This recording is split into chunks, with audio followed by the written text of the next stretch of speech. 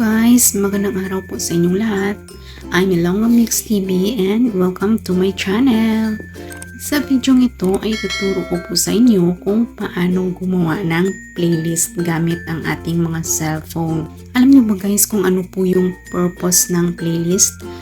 Ay para po ma-organize natin yung ating mga videos. Halimbawa yung ating mga videos ay mix po siya. Meron siyang tutorial, or travel vlog, o di kaya ay cooking show, or ano pa dyan na iba-iba po yung kino-content natin. So, mas maganda po kung meron po tayong playlist para ma-organize po siya. So, ganun po yun. Para malaman nyo na, umpisahan na po natin. Ang una po natin gawin ay pupunta po muna tayo sa Chrome. I-search po natin yung YouTube Studio.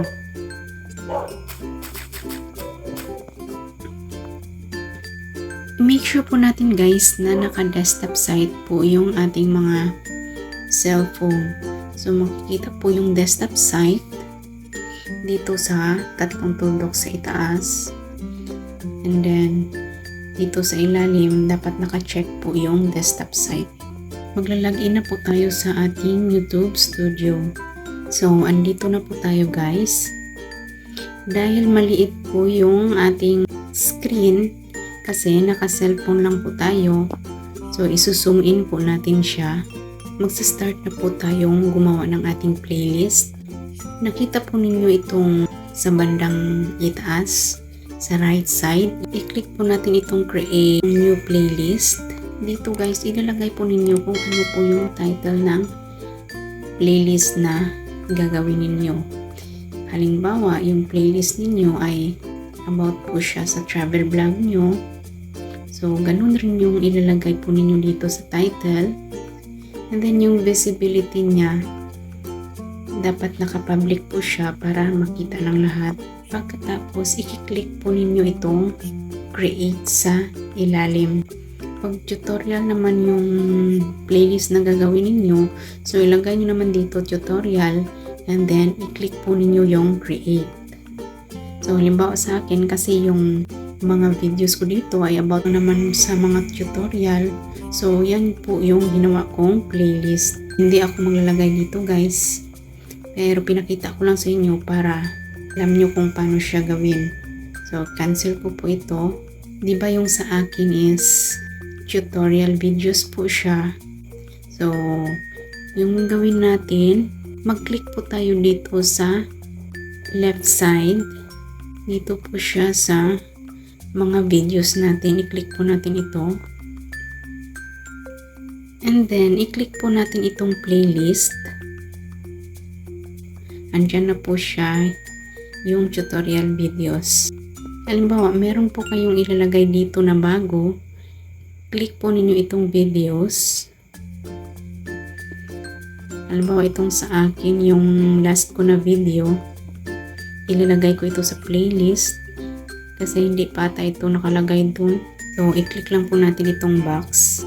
And then, punta po tayo dito sa add to playlist. And then, i-click po natin itong tutorial videos. And then, i-click po natin itong save. Okay na po yun guys. Mag-out na po tayo dito. So, i-close na po natin ito. Punta po tayo sa ating YouTube channel. Click YouTube. And then, ito po siya. So, i-click po natin itong playlist. So, ayan siya guys, yung playlist na ginawa ko. Kasi, konti lang naman yung mga videos ko. At yung mga videos ko ay tutorial. Click po natin itong tutorial videos. Tingnan po natin dito yung bagong video na nilagay natin. So, ito po yung itsura niya guys. Pagka-open po ninyo. Scroll natin pa ibaba. Tingnan natin kung andito na po siya. So, ito na po siya guys, yung sa pinakailalim. Ito po yung nilagay natin bago. So, ganyan lang kadali guys gumawa ng playlist at maglagay ng ating mga videos doon. Maganda po kasi pag meron po tayong playlist para organize po yung ating channel. nakasegregate po yung ating mga videos. Halimbawa yung ating mga videos ay iba-iba po siya yung content natin.